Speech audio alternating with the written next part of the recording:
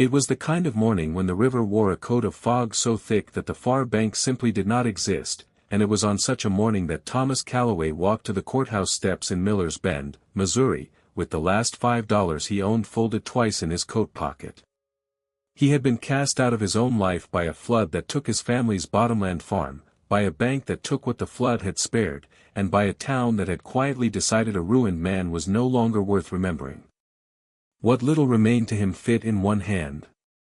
So when the auctioneer, more out of pity than expectation, called for bids on the old abandoned ferry landing at the bend, condemned, sagging, forgotten since the bridge went up, Thomas raised that folded $5 and became, in the eyes of Miller's Bend, the newest fool in a town that had already buried its share of them. No one there knew that beneath the ferryman's bench seat, wrapped in oilcloth and silence, waited a letter that would not only overturn Thomas Calloway's fortunes but crack open a secret the town had spent 30 years trying to drown. Settle in, and let us tell you the story of Thomas Calloway. If a story like this moves something in you, stay with us until the end, because how it resolves is the whole reason we tell it. Thomas Calloway had been raised, not on the bottomland he would later farm, but 40 miles upriver in a town called Harmon's Ferry, in a house with more children than beds and a father who believed a boy's worth could be measured by the calluses on his palms. His father, Elias Calloway, had piloted flatboats and later a modest steam packet along the Missouri for the better part of 2 decades, and it was from him that Thomas learned the 2 things that would define his whole life, though he could not have known it at the time: how to read a river, and how to keep a promise. Elias used to say that a river never lied to a man who was willing to watch it long enough, that its color told you what rain had fallen 100 miles off, that its voice told you where a snag lay hidden beneath a smooth surface, that its patience taught you the difference between a man who wanted something and a man who deserved it. Thomas took this to heart the way other boys took to hunting or to letters. He spent his boyhood summers on his father's deck, learning to read currents the way a scholar reads a page, and by the time he was 17, he could pilot a boat through the treacherous bend at Miller's Landing blindfolded, or so the old rivermen liked to boast on his behalf. But it was not piloting that shaped his character so much as the small, constant acts of decency he watched his father perform without ceremony. Elias Calloway was known up and down that stretch of river as a man who would ferry a family across for free if their crop had failed, who would carry a sick child to the doctor in the middle of the night without asking for payment, who believed that a man's obligations did not end at the edge of his own property line. Thomas absorbed this as thoroughly as he absorbed the mechanics of a paddle wheel, and when he married Sarah Whitcomb at 22, a quiet, clear-eyed woman from a family of schoolteachers, he brought both inheritances into their marriage, the river skill and the quiet insistence on doing right by people who could not do right by themselves.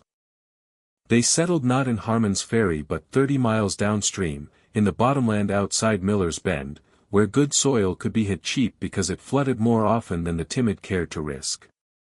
Thomas did not mind the risk. He had grown up watching a river. He trusted his ability to read its moods the way another man might trust his knowledge of a business partner's character. For 11 years, this trust served him well.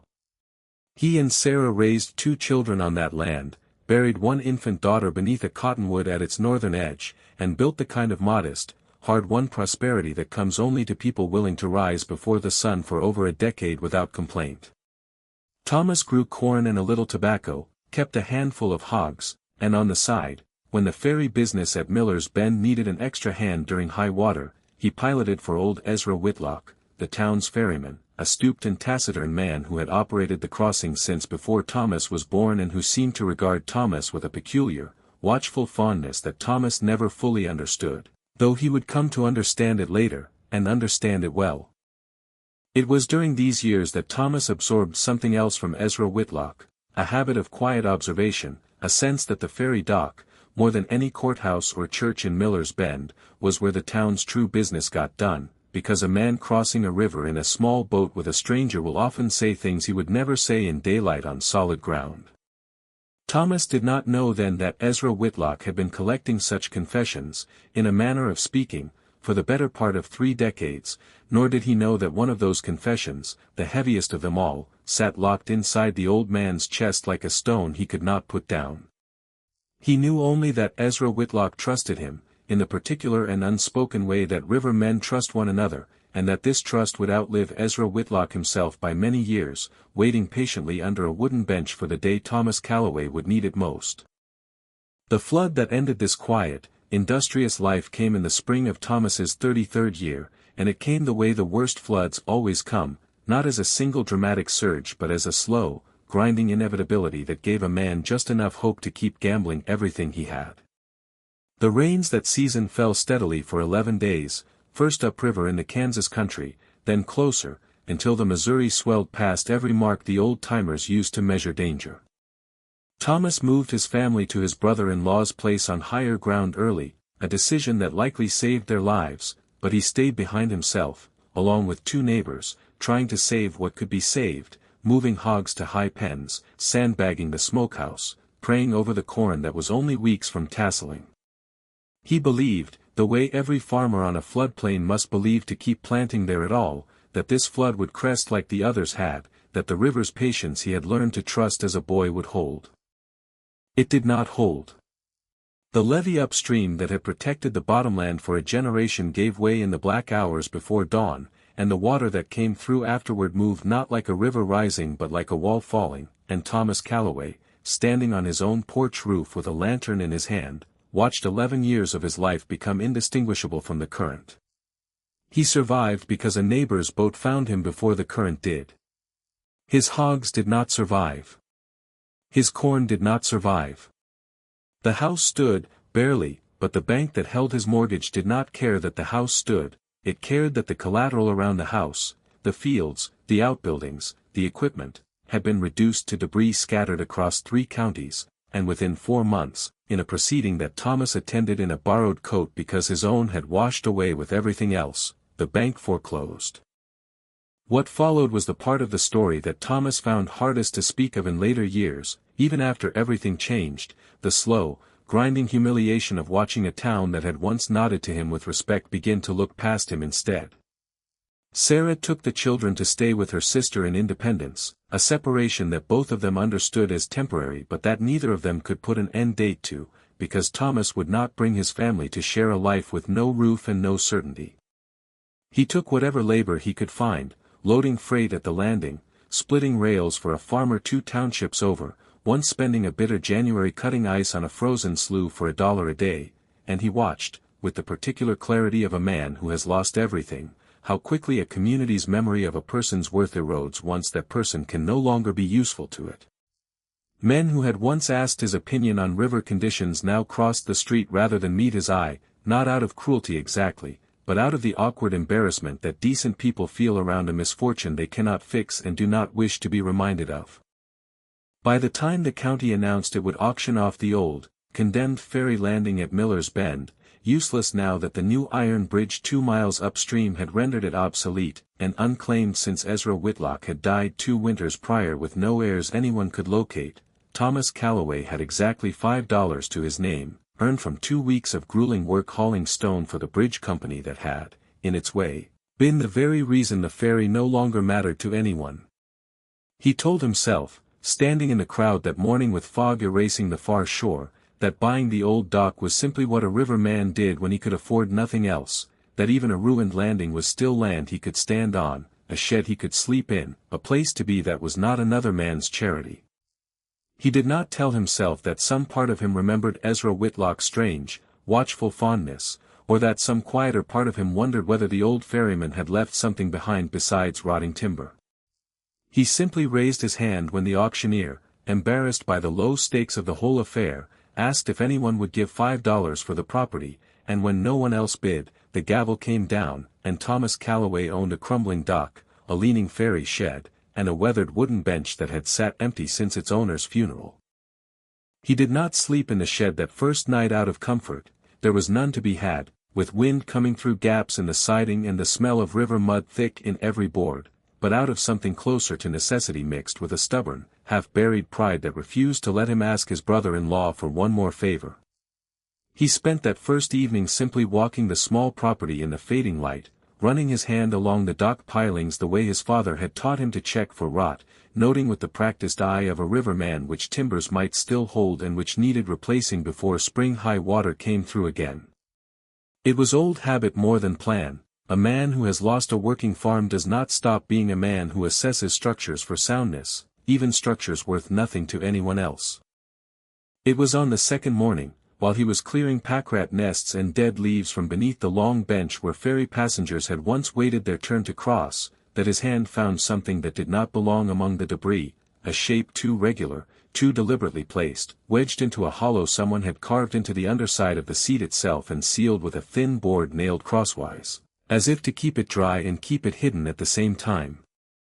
Thomas worked the board loose with the flat of his pocketknife, his breath catching in a way he could not quite explain to himself, and found, wrapped in oilcloth gone stiff and yellow with age, a bundle of papers tied with waxed cord, and resting atop them, a single sealed letter addressed, in a shaking but careful hand, to whoever should next own this dock. He sat on the very bench beneath which he had found it, the fog still lying low over the water, and broke the seal. The letter was from Ezra Whitlock, dated some 4 years before his death, and it began, Thomas would later say, like a confession because that was exactly what it was. Ezra wrote that he had ferried the people of Miller's Bend and the surrounding country for 31 years, and that in all that time he had carried one particular weight across the water that he had never carried to shore, a truth about the founding of the town itself that he had promised, as a young man, to keep buried, and had come, as an old one, to believe should not stay buried any longer, though he lacked the courage or the standing to dig it up himself. He wrote that the land on which the better half of Miller's Bend now stood, the courthouse square, the grain warehouses, the fine brick houses along Maple Street belonging to the town's founding family, the Bellamys, had not originally belonged to Josiah Bellamy at all, but had been purchased, fair and square, with money earned and saved across a decade of freedom, by a formerly enslaved man named Isaiah Freeman and his wife, Delphine, in the years just after the war, when federal land offices briefly allowed such purchases to stand recorded and protected.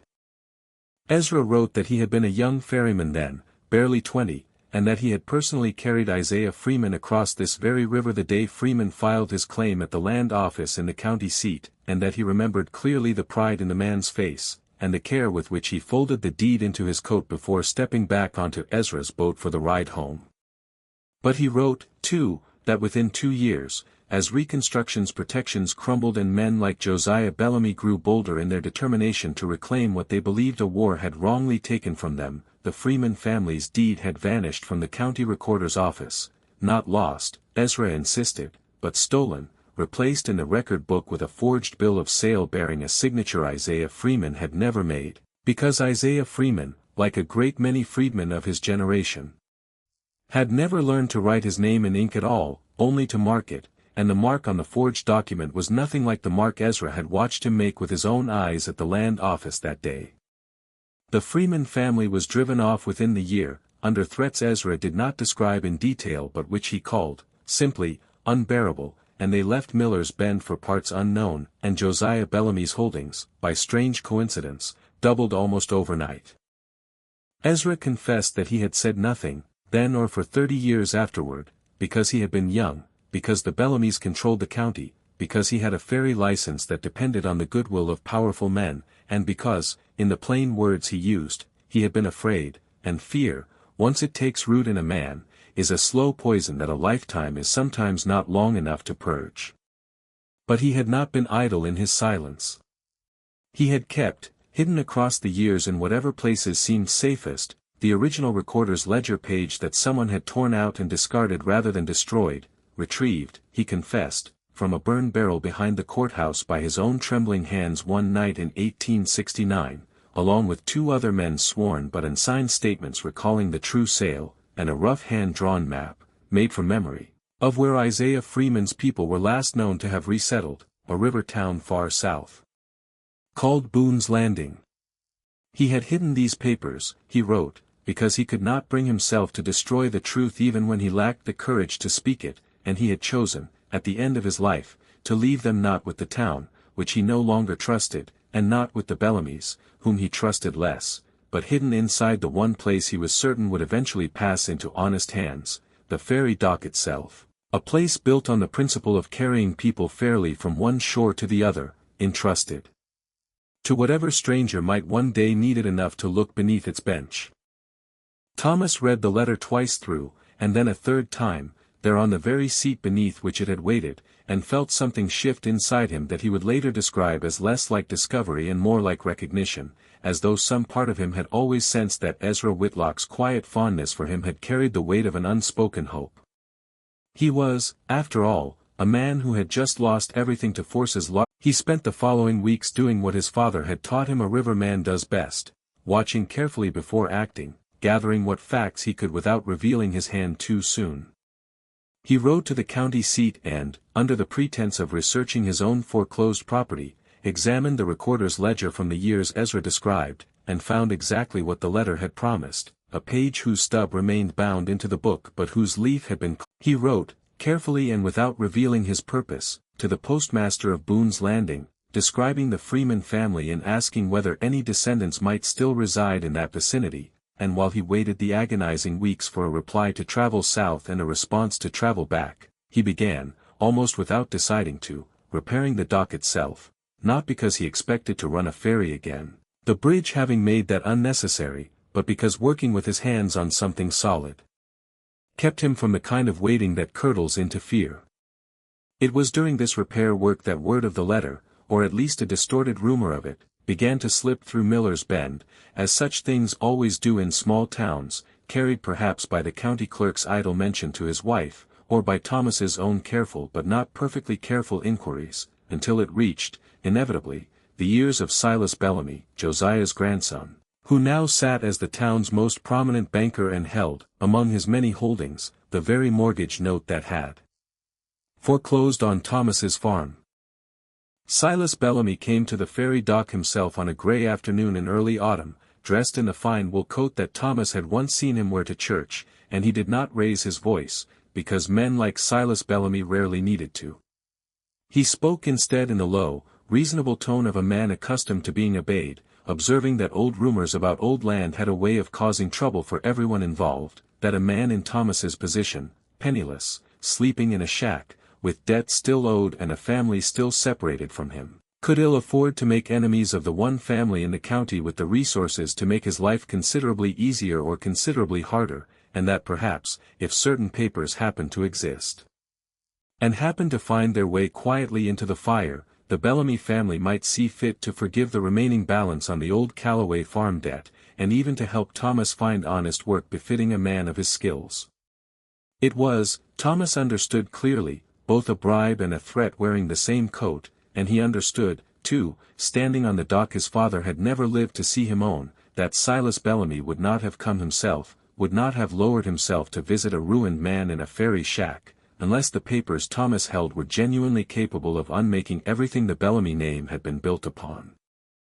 Thomas told him, with a steadiness that surprised even himself, that he would need time to consider it, a lie he told not out of cowardice but out of the same patient calculation his father had taught him to apply to a swollen river. Wait, watch, and do not move until you understand exactly what the current beneath the surface intends to do. In the days that followed, the town's temperature toward him cooled further still. The freight foreman who had employed him found no more work available, the general store's proprietor became suddenly very busy whenever Thomas entered, and a night watchman found reason to walk past the ferry dock at odd hours, ostensibly on his rounds. Thomas understood these as the small, deniable pressures a powerful family applies when it does not yet wish to be seen applying force directly, and he understood, too, that he was entirely alone in this fight, save for a letter written by a dead man and a reply from Boone's Landing that had not yet arrived. It arrived on a rain-streaked afternoon in October, carried up the dock path by a postal rider who seemed almost apologetic about the mud on his boots, and Thomas opened it with hands that had not stopped moving lumber and hauling stone in weeks and were now, briefly, entirely still. The letter was from a woman named Ruth Freeman Alder, granddaughter of Isaiah and Delphine, who wrote that her family had indeed resettled at Boone's Landing after being driven from a place upriver they no longer spoke of by name, that her grandfather had died believing his land had simply been stolen with no possibility of proof, and that she herself now taught school in that same river town, unmarried, independent, and, as her letter made clear within its first careful paragraphs, entirely unwilling to let the matter rest quietly if there was any truth to what Thomas's inquiry implied. She would come to Miller's Bend herself, she wrote, and see the papers with her own eyes. Ruth Freeman Alder arrived 12 days later on the very bridge that had rendered Thomas's ferry obsolete, a detail neither of them missed, carrying with her a small leather case containing letters her grandmother had kept until her death, correspondence describing the family's life in Miller's Bend before the theft, a hand-copied receipt for the original land purchase that her grandfather had, fortunately, also sent to a cousin in St. Louis for safekeeping before it vanished from the county record, and a fierce, controlled intelligence that Thomas recognized immediately as kin to his own father's quiet insistence on doing right regardless of cost. Together, over the following weeks, working at the small table in Thomas's repaired ferry shed by lamplight, they assembled the pieces Ezra Whitlock had scattered and preserved, the torn ledger stub, the forged bill of sale, the sworn but unsigned statements, the copied receipt, Ezra's own confession, into a case that no honest judge could easily dismiss, though they both understood that honest judges were not always the ones who decided such matters in a county where the Bellamy name still opened most doors. Silas Bellamy did not remain passive as this work progressed. He first attempted, through an intermediary, to purchase the ferry dock property outright from Thomas at a price far beyond its worth, hoping perhaps to gain legal access to search it himself and destroy whatever remained hidden there, an offer Thomas declined without hesitation. When that failed, Bellamy's lawyer filed a claim disputing Thomas's ownership of the dock itself, arguing on a technicality involving the original county auction notice, an obvious delaying tactic that nonetheless threatened to drag through the courts for months and leave Thomas, once again, with nothing solid beneath his feet. It was Ruth who pointed out, during one of their long evenings of planning, that the Bellamy's aggressive legal maneuvering was itself a kind of confession, that an innocent family with nothing to hide does not send lawyers after a broken man's $5 dock, and it was this observation that gave Thomas the idea that would ultimately break the stalemate, rather than pursue the matter quietly through the county court, where Bellamy influence ran deep. They would make the matter impossible to keep quiet at all. Thomas and Ruth traveled together to the state capital, where Thomas's modest reputation as a riverman earned them an introduction, through a former riverboat captain who owed Elias Calloway an old debt of gratitude, to a newspaperman known for exposing exactly this kind of buried injustice across the state's river counties.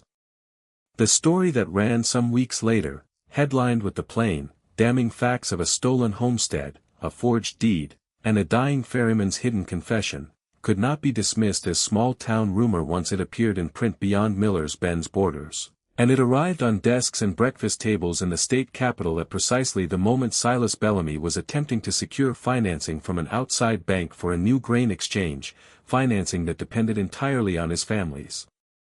unblemished reputation for fair dealing. The timing, Thomas would later admit with the faintest trace of satisfaction, had not been entirely accidental. What followed was not the dramatic courtroom reckoning that a lesser story might promise, because real justice in a small river county rarely arrives with thunder. It arrives, instead, the way water finally wears down a stone, slowly, and then all at once. Faced with the public exposure of his grandfather's forgery, with outside banking partners suddenly demanding assurances his family's holdings were legitimately obtained, and with a state land office now formally reviewing the century-old claim on the strength of Ezra Whitlock's preserved documents, Silas Bellamy chose, as powerful men often do when cornered rather than repentant, to settle the matter privately before it could grow any more publicly damaging. He agreed, through his lawyers, to transfer clear title of a substantial portion of the disputed land, not the courthouse square itself, which decades of subsequent development had made impossibly entangled, but a broad, fertile stretch along the riverbank that had remained largely undeveloped, precisely the acreage Isaiah Freeman had originally purchased, into the name of Ruth Freeman Alder and her extended family, along with a cash settlement that Ruth, in a decision that moved Thomas deeply, when she announced it, chose to direct largely toward establishing a proper school for the children of Miller's Bend's poorer families, both black and white, a gesture that transformed what might have been a story of bitter reclamation into something closer to genuine restoration. Thomas himself asked for nothing beyond what he had already been promised in that first uncomfortable visit, the forgiveness of his old farm debt, which Bellamy, humiliated and eager to close the matter, granted without further argument, but he found, in the months that followed, that the town's regard for him had shifted in ways money could never have purchased. The dock he had bought for $5, once a symbol of his ruin, became instead the place where Miller's Bend chose, by informal but unanimous consent, to erect a small stone marker bearing both Ezra Whitlock's name and the name of Isaiah and Delphine Freeman, a modest monument to a debt finally paid and a silence finally broken. Silas Bellamy, for his part, faced no prison sentence and no formal disgrace beyond what his own family's forged signature had already earned him in the court of public memory, but he watched, in the years that followed, as his grain exchange financing fell through, as his standing among the county's other prominent families cooled into a permanent, unspoken wariness, and as the name Bellamy, once synonymous with unquestioned authority in Miller's Bend, became instead a name people mentioned carefully, the way one mentions a debt not yet fully settled. And so we return, as we always do, to where this story began, to a foggy morning, a folded $5 bill, and a ruined man raising his hand for a dock nobody else wanted. Thomas Calloway did not buy that landing because he believed in hidden treasure or because he suspected the secret that waited beneath its bench. He bought it because it was the only thing left within his reach, and because some quiet, stubborn part of him, inherited from a father who never let a swollen river frighten him out of doing right, refused to stop believing that even a discarded thing might still hold worth. What he found there was never really about riches, though the Freeman family's restored land was riches enough for people who had been denied it for 30 years, it was about the particular, patient justice of an old ferryman who spent a lifetime being afraid to speak, yet who could not bring himself to let the truth simply vanish, and who trusted that somewhere down the years, some other quiet, decent man would come along willing to finish what his own courage had failed to start. Thank you for spending this time with us and with Thomas Calloway's story. If it moved you, we'd be grateful if you shared it with someone who needs a reminder that overlooked things, and overlooked people, often hold more worth than the world has bothered to notice. We'd love to know, what is a time you found real value in something everyone else had written off? Tell us in the comments below, we read every one. Until next time, stay close.